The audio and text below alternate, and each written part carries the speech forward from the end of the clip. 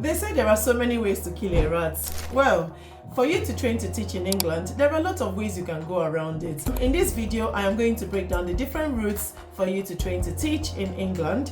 I will show you the pros and the cons of each of the routes, and then you can choose which one works best for you, depending on your learning style, your visa requirements, and your finances. So these are major things that people would consider before they choose which route works best for them.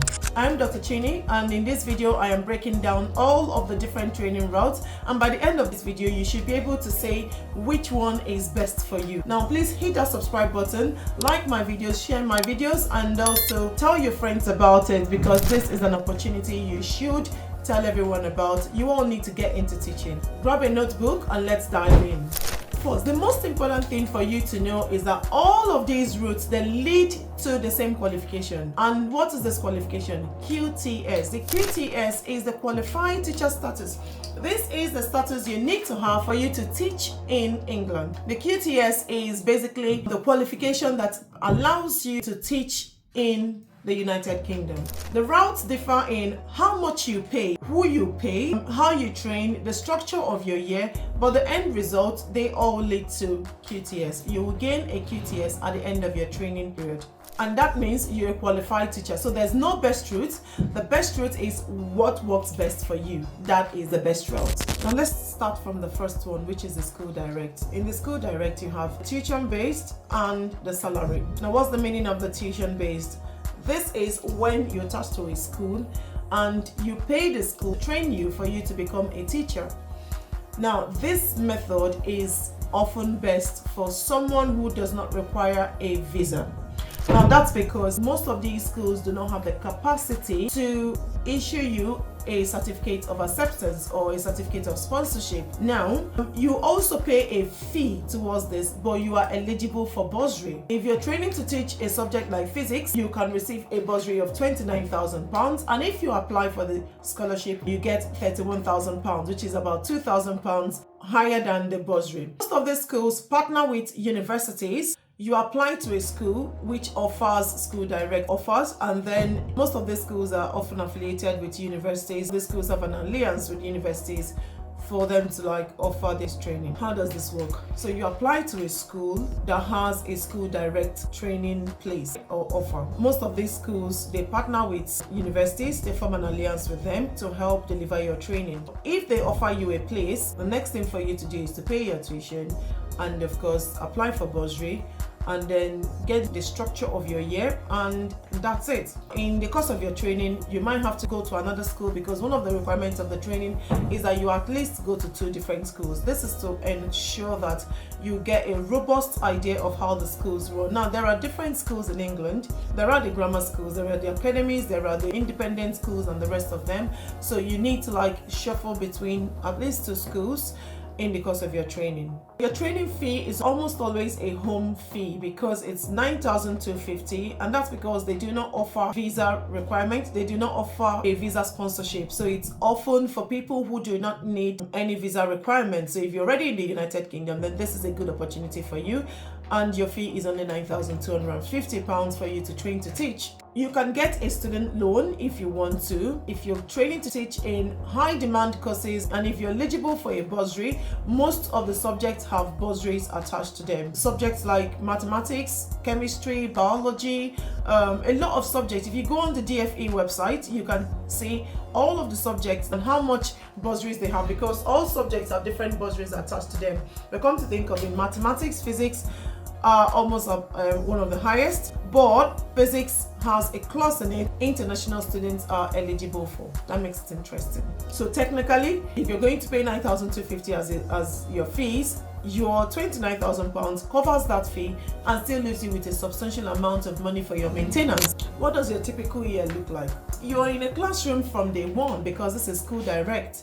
You will get assessed by teachers, and you observe teachers teaching. They take you round to different classes, attached to different teachers at a time, and you get to observe their teaching methodology. And then afterward, you can begin to take on teaching gradually. You get assessed by people, by different assessors or teachers or mentors who are assigned to you.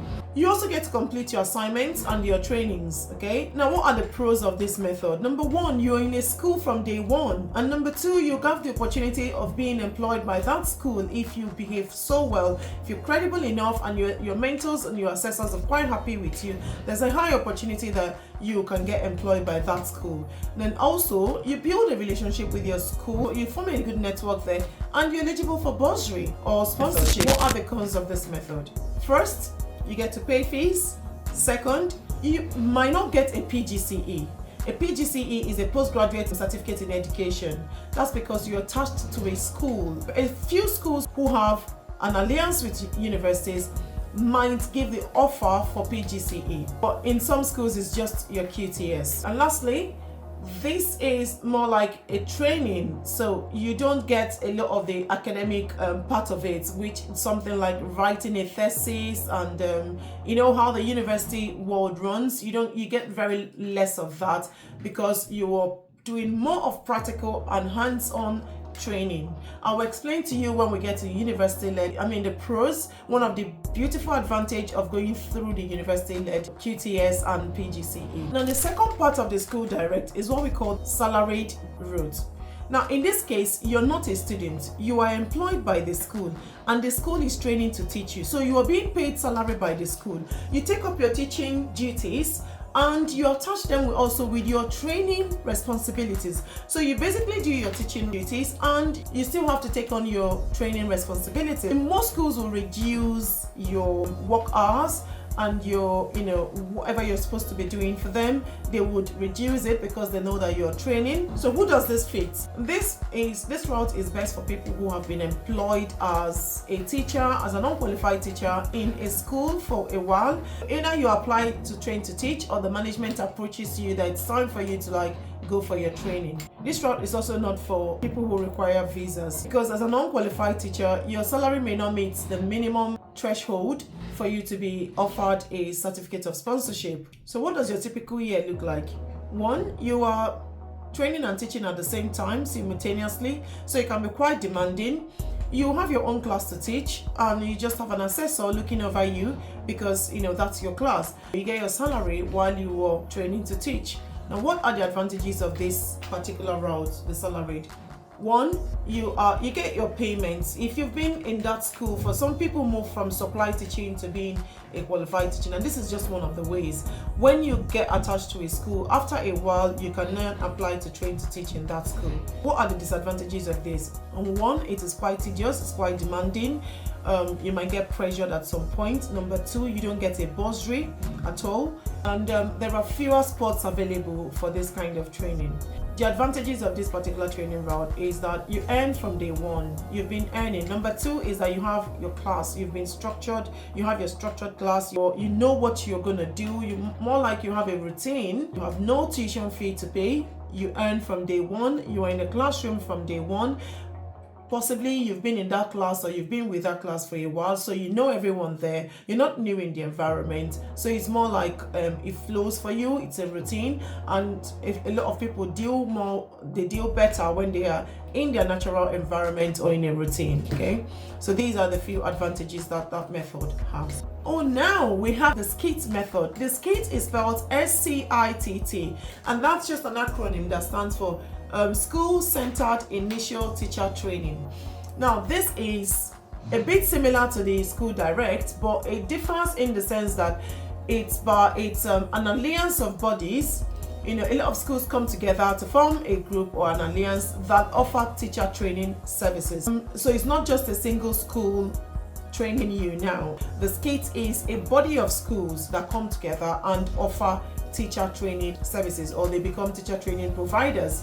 To apply for the school direct, you need to check which SCITT is available in your vicinity, in your location. So for Lincolnshire, you have the Lincolnshire Secondary SCITT, and also depends if you're going for the secondary or the primary. With the SCITT, you get to move around many schools, which is a big advantage, and that's because it exposes you to a lot of the governing bodies in different schools. The way the schools are structured, the way they run their things, the leadership, the different leadership styles in schools, behavior management in students, curriculum, it's a bit broader it's quite, the more experience you get or the more exposure you get, the more refined you are. So the SCITT method is actually a very nice one. At the end, you're having exposure to different teaching styles, to different teaching contexts, to a broader UK teaching experience. But what can be the cons of this kind of experience? You're always traveling around, and one minute you think you're settled in one school and the next minute you are going to another school. But anyway, at the beginning of your year, you get given a timetable which shows you how your year is going to run. Some of these providers also form alliances with universities. Some of them just offer the training themselves. They have a structured way of doing it, all right? And in some cases, you also have the opportunity for you to obtain your PGCE if you want to. I would say that it is always advisable for you to go for a PGCE. If you have the option of going for your PGCE, please do. Any training provider that has the option to give you a PGCE, even if it means more work or more pay, you paying an extra, I think you should go for it. That's because your PGCE is internationally recognized, while your QTS is just limited to the United Kingdom.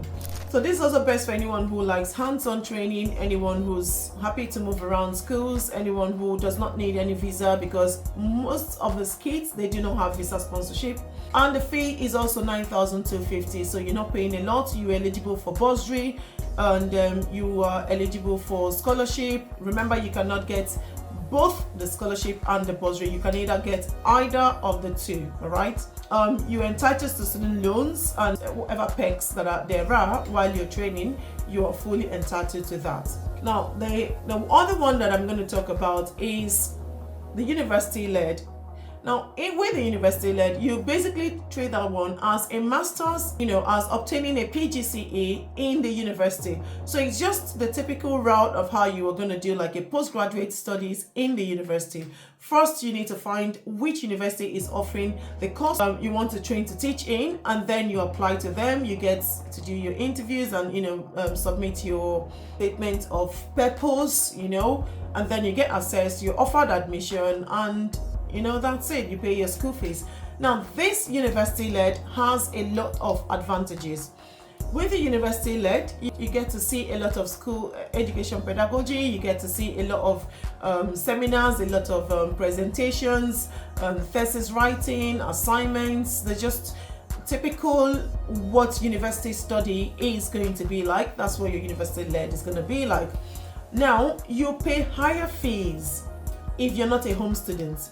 Your school fees will typically range between £12,000 to even £20,000. So the key thing is to find a school that is not too expensive for you, or a school that meets your financial needs, all right?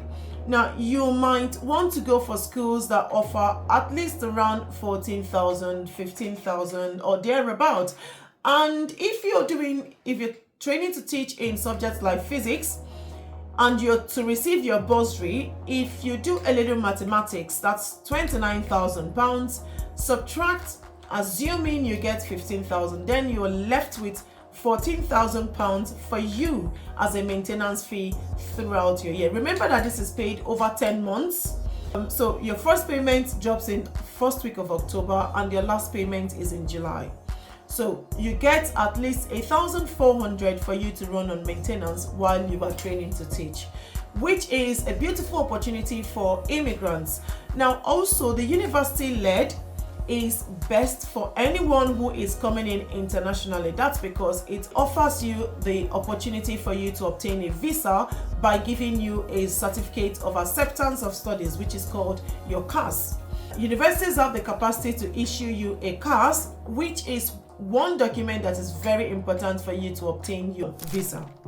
With this method, you still get to go to classrooms. You still get attached to at least 2 schools. Perhaps your training time in the classrooms might be shorter, but you still get to go to at least 2 different schools. Now, all universities are different in how they deliver this. For some, you might just get like 6 weeks or another 6 weeks, and for some others, it's just so different according to the school, all right? But you spend more time in the university and you spend less time in the schools. It's not a typical hands-on training, but you get to do everything you need to to learn, both the classroom one and the university one. Now this method is best for anyone who would want to further their education. That's if you intend to take like a PhD later on, this method will be best for you. It's also best for anyone who's an international student, because you get the opportunity to receive a CAS, which you have to use for your visa application. And also it is best for anyone who likes a lot of theory, a lot of the university-based learning. When you answer these questions, it will point you to the best route for you. Question 1 is, do I need a visa requirement? Question 2 is questions about your funding. And question 3 is, what is your best way of learning? The answers to this question, of course, depending on your individual circumstances, will point you to the best route for your training. One more question is, which ones are available in my area? Because the university you want may be far from you, and then you're having to go with a SCITT or with a school direct and all of that. So when you answer these questions and you have made enough research, you've done your own findings, then you are being pointed to the best route that's for you. Remember, we said at the beginning of the video that all the routes lead to one thing, which is your QTS and possibly your PGCE. And like I said earlier, it's always best for you to also go for PGCE. That's because your PGCE is internationally recognized. So if you have intentions of ever teaching in countries like Australia, Canada, or just anywhere in the world, your PGCE is valid. There's no wrong choice here. Any choice you make is just what suits you and what is best for you, because they lead to the same thing. In my next video, I'll walk you through the process of application, and we'll see how you can make application to the DFA and through the Get Into Teaching platform. Remember, if you want a more personalized approach, you click the link in my bio where I offer a one-to-one mentoring on how to send in your applications for you to train to teach. I will review your statement of purpose. I would guide you through the whole application process and follow up with you on it until you get a place. So I wish you all the best, and don't forget to subscribe to my channel, to like my video, and to share my video to as many as will need it. If you want a more personalized approach to your application based on your visa, your finances, or the way you learn, I offer a route selection strategy section. You can click the link in my bio. The link is in the description box, and let's get you trained. I'm Dr. Chini from Dr. Chini Teaches. Remember to subscribe to my channel, to like my videos, and to share my videos. Thank you.